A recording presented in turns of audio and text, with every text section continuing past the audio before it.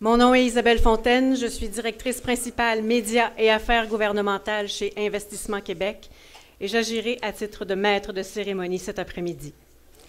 Sans plus tarder, j'invite au micro le président, directeur général d'Investissement Québec, M. Guy Leblanc.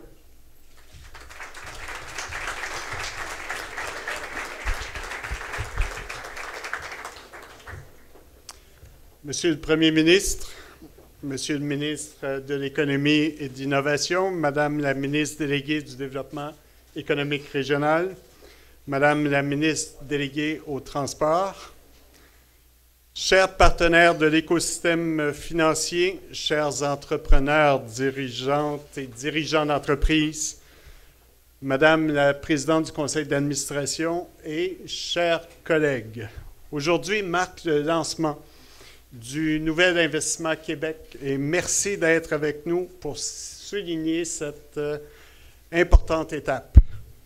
Mes premiers mots seront pour saluer tous les employés d'Investissement Québec, ceux du CRIC, ceux du ministère de l'Économie et de l'Innovation, ainsi que ceux d'Export Québec qui sont ici aujourd'hui, mais la plupart participent à l'événement via les réseaux sociaux. Alors, bonjour à tous. Vous savez que ce n'est pas par hasard si le gouvernement du Québec veut faire du Nouvel Investissement Québec son principal moyen d'action économique. Il mise sur des organisations fortes et engagées que nous avons tous et toutes contribué à bâtir. Il nous appartient à tous maintenant de faire du Nouvel Investissement Québec le partenaire incontournable dont les entreprises et les acteurs de l'écosystème ont besoin. Je laisserai le soin aux membres du gouvernement d'exprimer leurs ambitions pour la société. Ils l'ont déjà fait au cours des derniers mois et on sait que la barre est haute. Mais je peux vous dire que chez nous, le travail est bien amorcé et pour faire de ces ambitions une réalité. Nous avons contribué à la réflexion du gouvernement sur la nouvelle loi d'Investissement Québec. Nous avons revu la structure organisationnelle de la société.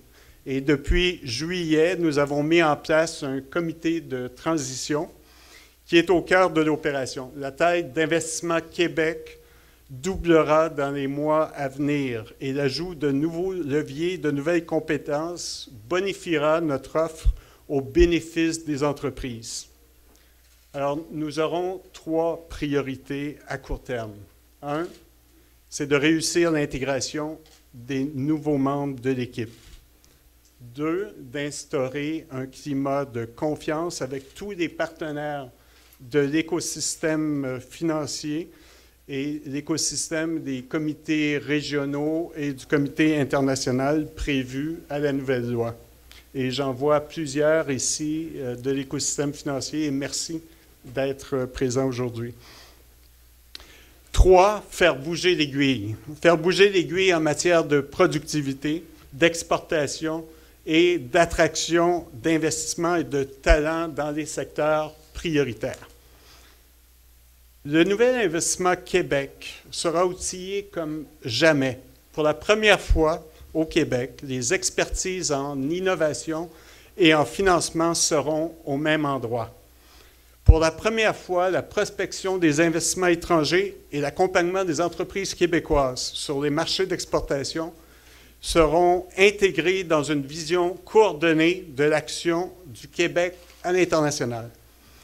Pour la première fois, Investissement Québec aura le mandat de prendre plus de risques dans des projets porteurs dans les secteurs clés de l'économie. Nous serons là au démarrage. Nous serons là aux étapes charnières de développement et on sera là aussi durant les périodes difficiles. Nous serons des acteurs de changement. Moins de programmes, moins de cases à cocher. Je le disais d'entrée de jeu, cette évolution d'Investissement Québec marque un renouveau pour la société. Et dans la foulée, nous avons choisi de nous doter de nouvelles images de marque. À partir d'aujourd'hui, le Nouvel Investissement Québec prend vie avec de nouvelles couleurs, un nouveau logo et une nouvelle signature. Et comme une image vaut 1000 mots, alors je vous invite à regarder la vidéo qui suit.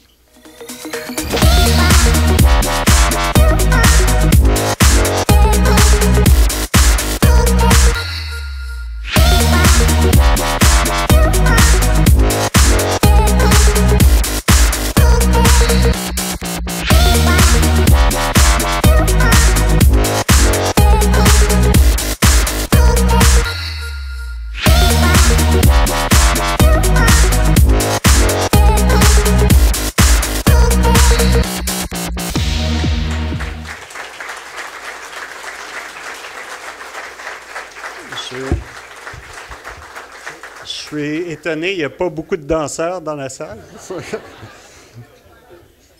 Avec un logo qui évoque la courbe de croissance et sa signature créateur de croissance, la nouvelle identité de marque DQ exprime toute l'ampleur de notre ambition. Elle incarne l'audace, un des piliers de notre nouveau positionnement. L'audace de prendre davantage de risques, d'être créatif et proactif. Elle symbolise aussi la collaboration et la croissance, les deux autres piliers de notre marque. La croissance de nos entreprises qui se traduira par la croissance de notre richesse collective.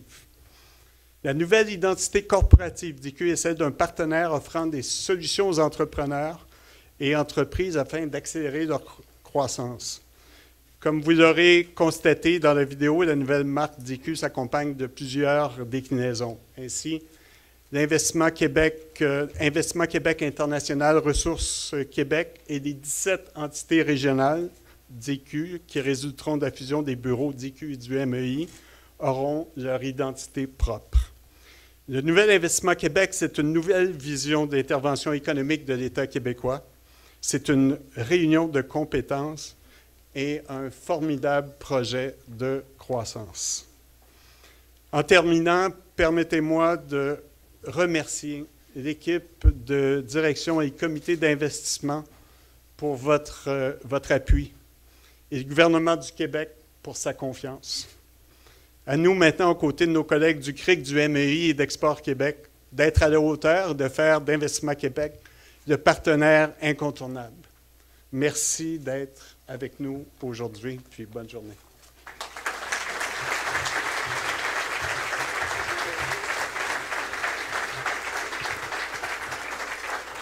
Merci, M. Leblanc.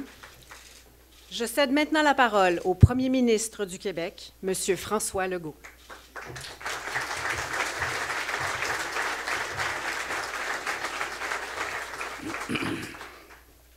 Bonjour tout le monde.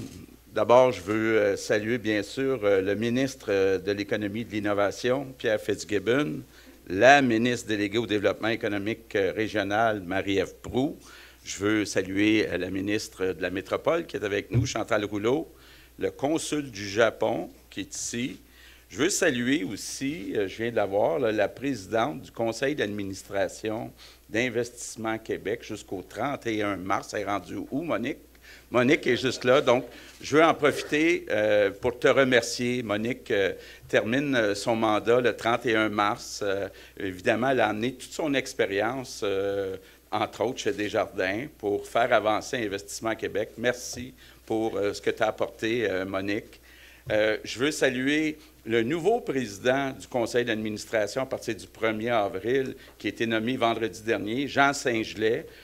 Jean a été secrétaire général du gouvernement de Bernard Landry et de Pauline Marois. Ça veut dire qu'il était le boss de tous les fonctionnaires. Donc, je m'attends à ce qu'il va nous aider à accélérer l'approbation des investissements d'Investissement Québec. Donc, merci d'avoir accepté, Jean. Je veux saluer, bien sûr, le président relativement nouveau, ça va faire 1 an, dans quelques mois, Guy Leblanc d'Investissement Québec. Saluer la première vice-présidente, Sylvie Pinsonneau, qui est là. Le président d'Investissement Québec International, Hubert Bolduc. J'en profite aussi pour saluer le nouveau président de la Caisse de dépôt, Charles Lémon. Oui, bravo, Charles.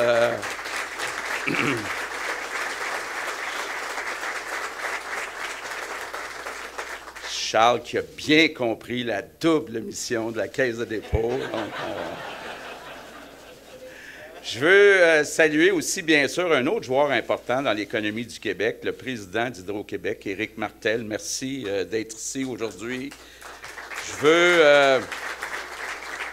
là, je le sais que si je continue à en nommer, je vais en oublier, mais j'ai vu le président du Fonds de solidarité, Gaétan Morin, qui est un joueur très important aussi dans ce qu'on appelle l'écosystème. J'ai vu aussi Luc Ménard de CRCD, donc chez Desjardins. Donc, je vais revenir tantôt, mais il faut que tout ce beau monde travaille en complémentarité si on veut faire avancer le Québec. Donc, d'abord, merci d'être ici. Pour moi, c'est un grand jour. J'espère que tout le monde a bien digéré ses ailes de poulet. On a eu une soirée intéressante hier soir. Mais aujourd'hui, pour moi, c'est une annonce. C'est une des raisons pourquoi je suis en politique, pourquoi j'ai fondé un nouveau parti. Le Québec a malheureusement un écart de richesse avec ses voisins et on est capable d'éliminer cet écart de richesse, mais ça veut dire, entre autres, et beaucoup, un investissement Québec beaucoup plus agressif pour éliminer cet écart de richesse. Et vous savez, cet écart de richesse, c'est important de le combler, de l'éliminer. D'abord, il y a une question d'indépendance financière. Je le vois quand je m'assois avec les premiers ministres des autres provinces. Ça achale un peu, puis moi, j'ai peut-être de l'orgueil mal placé, mais j'accepte pas ça, qu'on reçoive de la péréquation parce qu'on a un PIB plus bas que celui du reste du Canada. Évidemment, c'est une question aussi d'avoir les moyens de nos ambitions. Puis moi, j'ai beaucoup d'ambitions pour le Québec, les Québécois. Donc, créer de la richesse, pas une fin en soi, mais ça nous donne les moyens de nos ambitions. Puis c'est une question de fierté aussi. C'est une question de fierté. Je n'accepte pas que le Québec soit moins riche que ses voisins. Il n'y a pas de raison. Et donc, on va y travailler très fort. Puis c'est au cœur de mon engagement politique. C'est au cœur de pourquoi j'ai fondé la coalition Avenir Québec, pourquoi j'ai réussi à réunir une belle équipe. Puis je veux commencer peut-être par Pierre Fitzgibbon. Vous savez, d'abord, l'équipe autour d'Investissement Québec, réunir les partenaires, pour que ça soit moins compliqué quand on est en région. Il y a le ministère de l'Économie, mais il y a aussi Investissement Québec, il y avait le CRIC, de tout mettre ça ensemble. Évidemment, ça suppose faire adopter un projet de loi. Pour ceux qui n'ont jamais été en politique, c'est compliqué faire adopter un projet de loi. Ça prend de la patience et Pierre en a eu. Donc, il a mené ce dossier de main de maître au niveau national. Dans la prochaine année, avec Marie-Ève, on va travailler très fort à mieux intégrer chacune des 17 régions, que ça soit plus simple pour les entrepreneurs, pour qu'il y ait une espèce de guichet unique et qu'il n'y ait pas besoin d'aller cogner à plusieurs portes, donc que ça soit facile, puis que ça soit en complémentarité avec les autres joueurs. Je reviens à l'écart de richesse, juste pour vous montrer quand même, là, on a un gros travail à faire. C'est le défi d'une génération.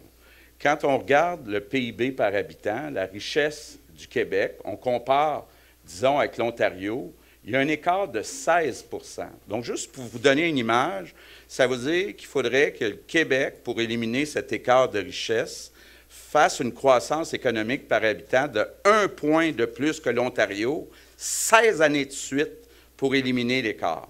Donc, ce n'est pas une petite commande, c'est une immense commande, puis c'est totalement inacceptable qu'on ait cet écart-là. Puis quand je dis 16 % avec l'Ontario, si je prenais le chiffre pour le reste du Canada ou les États-Unis, le chiffre serait plus grand encore. Mais commençons par l'Ontario. On a fait le choix de ne pas avoir de pétrole au Québec ou de ne pas l'exploiter. Donc, il faut se comparer avec des comparables. Puis, moi, je pense qu'on est capable, sur une génération, de rejoindre la richesse de l'Ontario. Évidemment, comment on y arrive?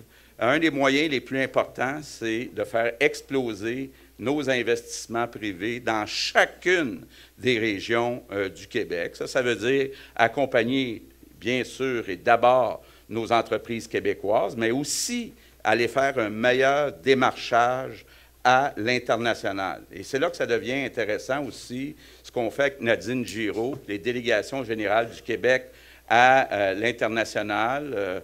Hubert s'occupe de mettre ça ensemble. Même chose aussi, on veut le faire avec le gouvernement fédéral, avec les ambassades du Canada. Il y a des bureaux aussi de la Caisse de dépôt, Charles, à l'étranger. Donc, tout ce beau monde-là, ratisser, augmenter, même Hubert veut doubler les investissements étrangers au Québec. Donc, on est d'accord avec son ambition, évidemment. Et quand on dit, c'est peut-être exagéré comme objectif, le modèle que je me donne souvent, c'est dans un autre régime politique, il ne faut pas comparer des choses qui ne sont pas comparables, mais Singapour, qui est un pays qui est parti de zéro, qui est parti un des plus faibles, un des plus pauvres au monde, est devenu un des plus riches au monde à une quinzaine d'années. Donc, c'est possible, à un moment donné, de mettre l'accent, puis je pense qu'on est rendu là au Québec, mettre l'accent sur la création de richesses, comme je le disais tantôt, pas comme une fin en soi, mais pour se donner le moyen de nos ambitions, pour se payer des services en santé, en éducation, en transport en commun. Ça prend des moyens et donc on est capable d'y arriver. On a tout ce qu'il faut pour y arriver. Entre autres, on a un outil qui est très important, nos universités, tout ce qui se fait en technologie de l'information et en intelligence artificielle. Ce n'est pas juste de se péter les bretelles sans fondement. Là. Dans le dernier mois, j'ai eu la chance d'aller et à San Francisco et à Davos, de rencontrer plusieurs présidents de grandes compagnies internationales. Puis les gens reconnaissent que Montréal, c'est un bon endroit et c'est un des meilleurs endroits en intelligence artificielle. Ils sont prêts à venir créer des centaines d'emplois, des milliers d'emplois. Évidemment, ils nous disent, si on veut grandir au Québec, à Montréal, est-ce qu'on va trouver tous les employés? Donc, je peux vous dire, entre autres, que Pierre s'assure avec autant Simon Jolin-Barrette à l'immigration que Jean-François Roberge à l'éducation, qu'on sorte beaucoup de gens en technologie de l'information, en intelligence artificielle, parce qu'on n'a pas le droit de dire non à ces emplois payants-là. C'est comme ça qu'on va éliminer l'écart de richesse avec nos voisins. Puis, j'avais écrit, il y a 6 ans, un livre que j'avais appelé « Le projet Saint-Laurent » pour créer une Silicon Valley du Nord au Québec avec 4 saisons, et j'y crois toujours. J'y crois toujours, mais évidemment, ça passe d'abord par des entreprises qui ont des projets, qui sont capables de se rapprocher de nos universités. Puis ça, c'est un défi qu'on a au Québec, entre autres nos facultés de sciences de la vie, nos facultés de génie, de les rapprocher de nos entreprises pour que l'innovation soit mieux commercialisée et qu'on puisse ensuite l'exporter. Un des gros avantages, je parle justement d'exportation. Je me souviens de Bernard Landry, qui, il y a 15 ans, 20 ans, disait que le Québec, c'était un peuple d'exportateurs. À l'époque, on avait une balance commerciale positive. Malheureusement, aujourd'hui, on a une balance commerciale négative. Il faut changer ça. On ne sera jamais riche avec une balance commerciale négative. Donc, il faut être capable de se demander quelles sont les entreprises québécoises qui peuvent exporter davantage. Puis, le modèle que moi j'ai vu qui était peut-être le plus beau, c'est le modèle de la Bavière. Vous me rappellerez toujours d'avoir rencontré le président de la Chambre de commerce de la Bavière. Ce n'est pas, évidemment, la même chose que les chambres de commerce ici. Là-bas, ils ont des gros moyens. Mais le président de la Chambre de commerce me disait, à chaque matin, je me lève puis je me demande laquelle de mes entreprises en Bavière pour exporter davantage. Puis le gars en question était bien fier de me dire, on est le seul endroit au monde qui avons une balance commerciale positive avec la Chine. Imaginez-vous, nous, on est loin de ça. Hein? On a 12 milliards d'importations, 3 milliards d'exportations avec la Chine. Donc, on a à apprendre de la Bavière, mais ce n'est pas juste pour l'Asie. On a évidemment une entente avec l'Asie qui exclut la Chine. On a une entente qu'on espère qu'il va être ratifiée avec l'Europe. Puis on en a une, même si Donald Trump nous a fait peur, avec les États-Unis et le Mexique. Donc, on a 3 fois 500 millions de personnes qu'on peut rejoindre quand on est basé ici. Donc, c'est un gros avantage qu'il faut plus faire valoir à l'international pour les entreprises, entre autres, je pense aux entreprises manufacturières qui veulent ouvrir des nouvelles usines. Évidemment, on a beaucoup de travail à faire du côté de la richesse. Je n'aime pas dire ce chiffre-là, mais en même temps, je pense qu'il faut se dire le problème, puis nommer le problème si on veut trouver des solutions. mais si on prend les 60 États et provinces en Amérique du Nord, puis on regarde le PIB par habitant, on est 56 ou 57e. Donc, c'est dur à prononcer. J'espère que dans quelques années, on va monter ça. Par contre, quand on regarde toujours les mêmes 60 États, puis qu'on regarde les GES par habitant, on est les meilleurs. On est premiers. J'aime ça, là. J'ai eu l'occasion d'aller au Massachusetts, à New York, en Californie dernièrement. J'aime ça leur dire, on est meilleurs que vous autres dans les GES par habitant. Puis c'est beaucoup grâce à Éric et ses prédécesseurs un peu, qui ont cru à l'hydroélectricité. Mais ce qu'il y a de beau à Hydro-Québec, c'est un beau problème, c'est qu'on a des gros surplus d'électricité pour les 20 prochaines années. Donc, évidemment, on essaie d'en faire profiter nos voisins, mais il faut aussi l'utiliser pour accompagner les entreprises qui se soucient de plus en plus de leur image puis de leur empreinte. Donc, attirer une entreprise en disant « vous allez avoir accès à de l'énergie pas chère, propre », bien, c'est un gros avantage qu'on a qu'il faut peut-être plus utiliser. Dans les autres avantages qu'on a aussi, on ne peut pas nier qu'on parle français, on a une culture latine. Les gens qui viennent s'établir à Montréal, c'est un petit peu de France en Amérique du Nord. Puis au moment où beaucoup d'entreprises américaines cherchent des façons de se distinguer, bien, nous, on se distingue déjà. Donc, c'est aussi un plus, le fait qu'on a aussi l'été tous ces festivals. On a aussi des inégalités qui sont très basses, donc des inégalités sociales. On a un système de redistribution de la richesse qui est généreux. Je pense que ça amène une certaine paix sociale qui est avantageuse aussi pour des entreprises qui veulent investir. Maintenant, tout ce qui nous manquait, c'est un Investissement Québec qui est plus agressif, hein, qui est capable. Et puis, je donne souvent un chiffre à Guy en lui disant, si le Québec avait le même revenu par habitant que ses voisins, le gouvernement du Québec aurait 10 milliards par année de plus de revenus. Donc, moi, je suis prêt à en redonner une partie, hein, comme incitatif aux entreprises. Puis c'est un peu le nouveau modèle que Guy et Pierre ont commencé à développer avec des entreprises comme Mitsubishi, de dire on vous prête X millions de dollars. Si vous livrez les emplois payants que vous avez promis de livrer, bien, on pardonne le prêt. Parce que, dans le fond, nous, on va s'être remboursé sur 3 ou 5 ans avec les revenus au ministère des Finances. Donc, soyez pas surpris, là, on va mettre ensemble les retombées au ministère des Finances. Dans le fond, si Guy dépense 1 pièce, puis sur 3-5 ans, Éric Girard en ramasse 1,5 pièce, moi, je suis content. Fait que c'est comme ça maintenant qu'on va travailler chez Investissement Québec. Et, bon, évidemment aussi, pour les projets importants, ce qu'on demande aussi à Investissement Québec, c'est d'être un vrai guichet unique, avec tous les ministères, incluant le ministère de l'Environnement. Donc, au lieu de laisser les entreprises et les entrepreneurs aller se démerder, à essayer de faire avancer leur dossier à 5-6 endroits, c'est Guy qui va être en charge de ça. Donc, ils vont avoir juste une personne à qui parler, et Guy va parler avec les ministères concernés, peut-être avec l'aide de Jean Saint-Gelais, parce que Jean connaît bien aussi tous les ministères. Donc, je le sais, j'ai été entrepreneur, et avant que d'autres personnes le disent, la patience, ce n'est pas ma qualité principale. C'est la même chose avec beaucoup d'entrepreneurs, ils ne sont pas patients. Quand on a un projet, on veut les réaliser, puis on veut les réaliser le plus vite possible. Et donc, dans ce sens-là, le fait qu'il va maintenant y avoir un guichet unique, bien, c'est important. Puis quand je dis un guichet unique aussi, l'autre chose qui est importante, puis on a ici des représentants de Desjardins, de la Banque nationale, du Fonds de solidarité, la Caisse de dépôt. Trop souvent, j'ai entendu des représentants de ces institutions dire, sur certains deals, on est en compétition avec Investissement Québec.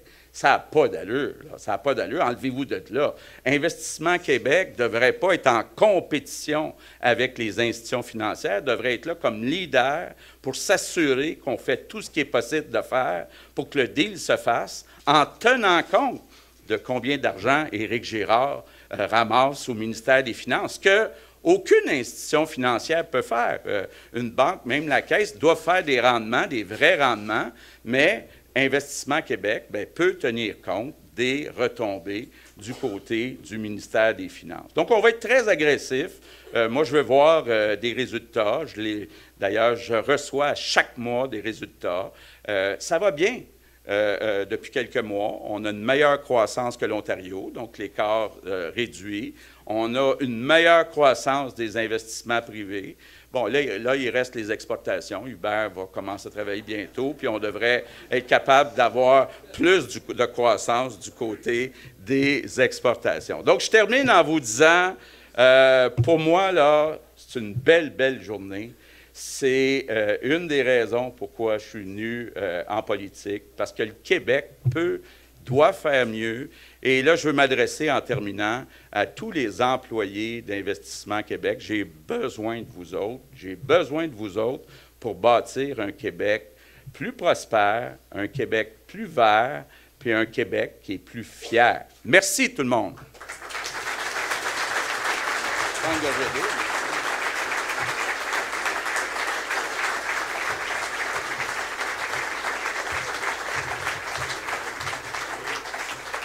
Merci, M. Legault. J'invite maintenant au lutrin le ministre de l'Économie et de l'Innovation et ministre responsable de la région d'Anaudière, M. Pierre Fitzgibbon. Merci.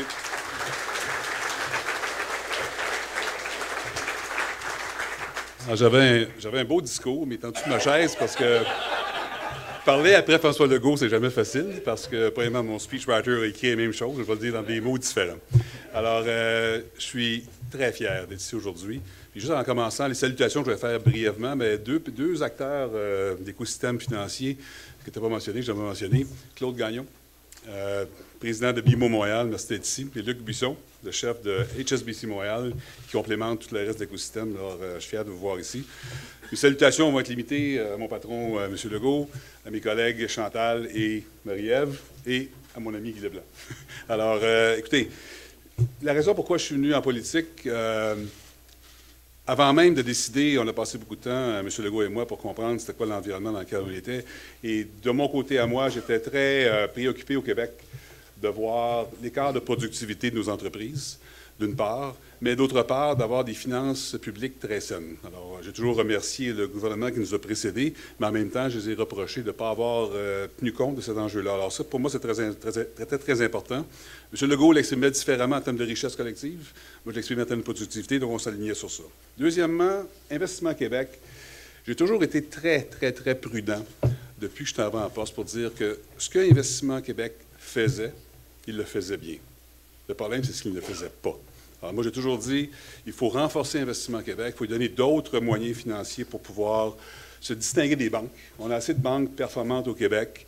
Je pense que le développement économique ou le rendement économique doit être défini différemment d'une institution financière. Je pense que c'est carrément quelque chose que M. Legault et moi avons rapidement, au mois de juillet 2018, on s'est mis d'accord, ce qui a fait que je suis rendu maintenant en politique. Deuxièmement, je pense que j'ai le plus beau ministère. Pourquoi? Parce que la raison d'être du ministère de l'Économie, c'est de créer de la richesse collective, parce qu'on veut réinvestir dans nos piliers sociétaux, la santé et l'éducation. Alors, il n'y a pas de meilleur ministère que de pouvoir contribuer à l'avancement de la société. M. Legault a référé au projet de loi 27. Évidemment, c'était un projet de loi, c'est mon premier projet de loi, et j'espère le dernier. Ce n'est pas des choses intéressantes. Être au Parlement, ce n'est pas toujours le fun, mais je dois avouer que c'était très facile. Très facile, puis je ne prends pas le crédit pour ça. Mais la vision que nous avions, M. Legault et moi, sur le changement de la réforme d'Investissement Québec était, premièrement, il fallait remplir la carence des capitaux, la fameuse vallée de la mort au Québec. On en a une.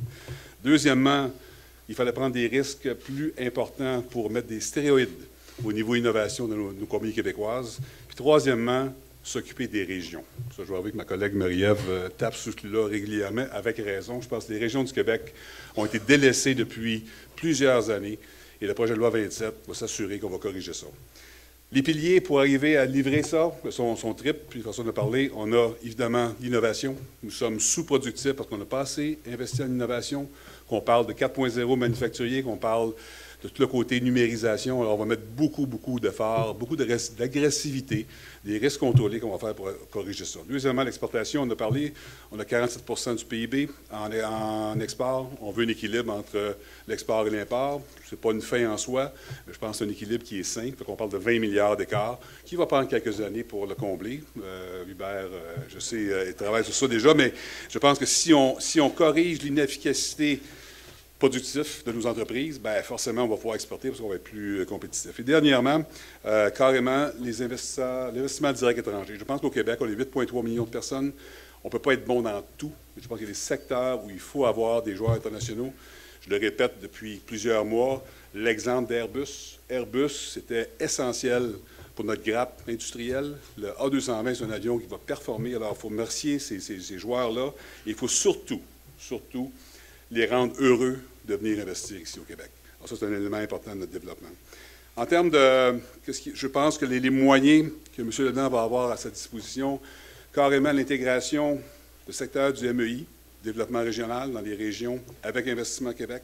D'autre part, d'avoir Export Québec, qui va être jumelé à l'effort international, vont être des moyens, je pense, très performants pour s'assurer que nous soyons capables de livrer la vitalisation de nos industries au Québec, d'une part, d'autre part, d'être performants au niveau du corridor international, autant l'exportation que l'import de talents.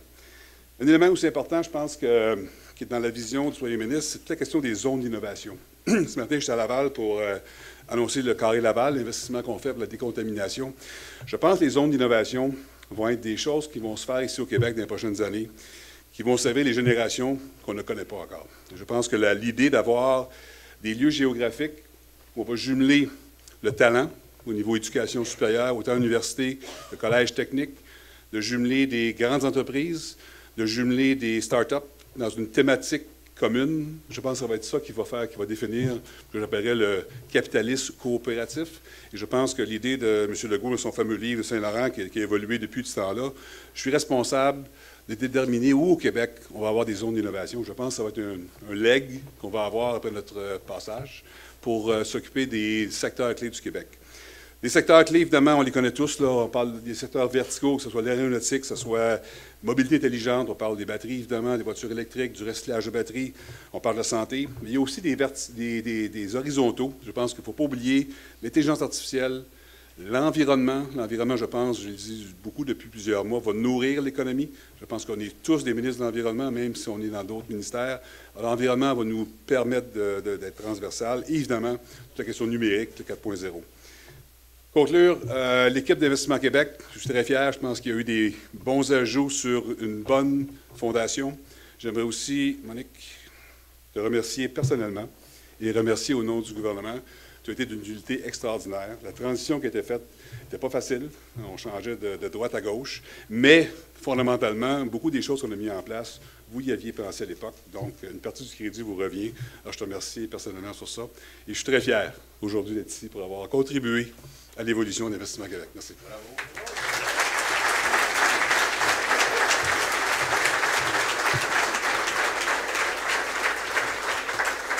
Merci, M. Fitzgibbon. Pour conclure, je cède le micro à la ministre déléguée au développement économique régional et ministre responsable des régions de Chaudière-Appalaches, du Bas-Saint-Laurent et de Gaspésie-de-la-Madeleine, Mme Marie-Ève Proulx.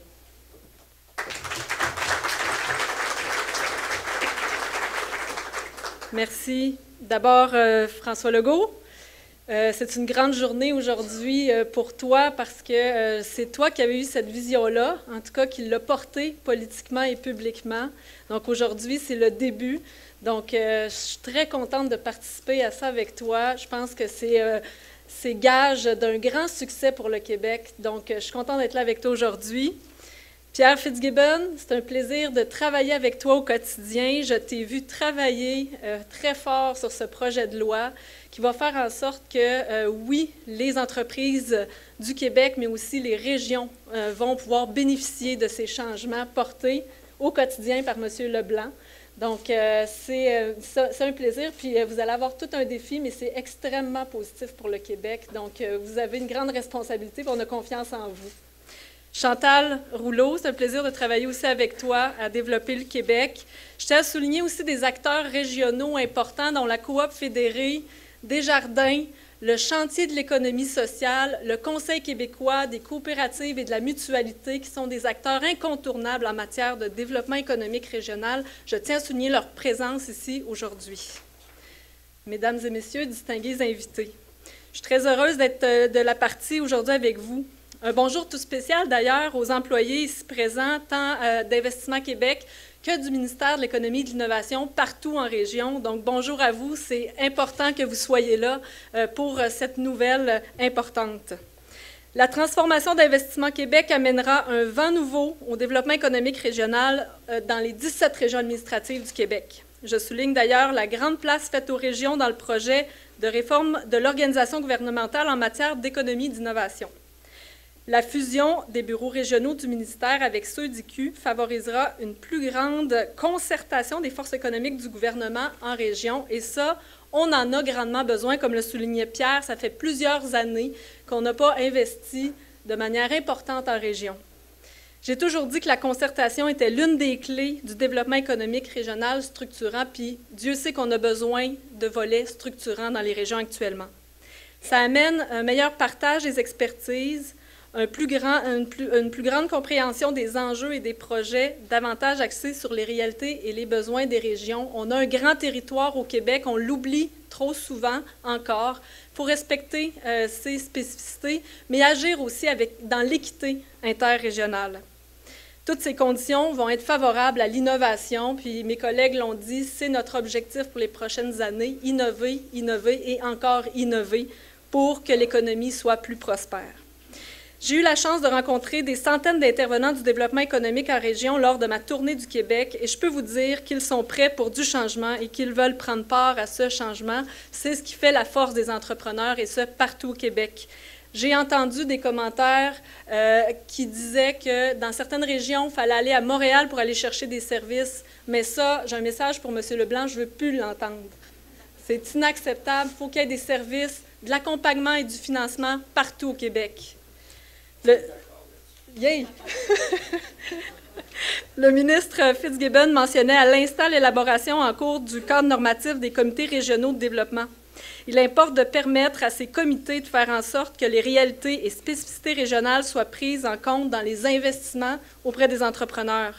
Je tiens à rappeler que ces comités seront formés de représentants du milieu des affaires de chaque région, donc des entrepreneurs.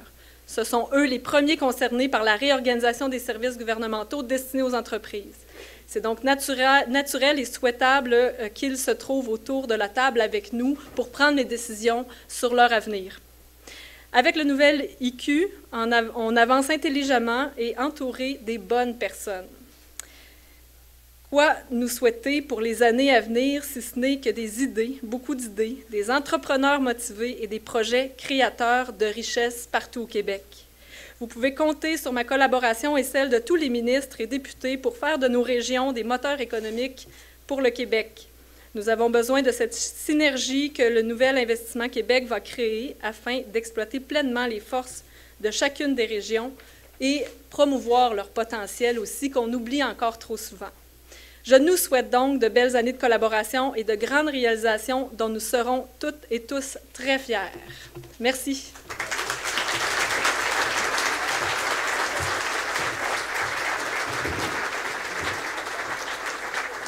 Merci, Mme Proulx.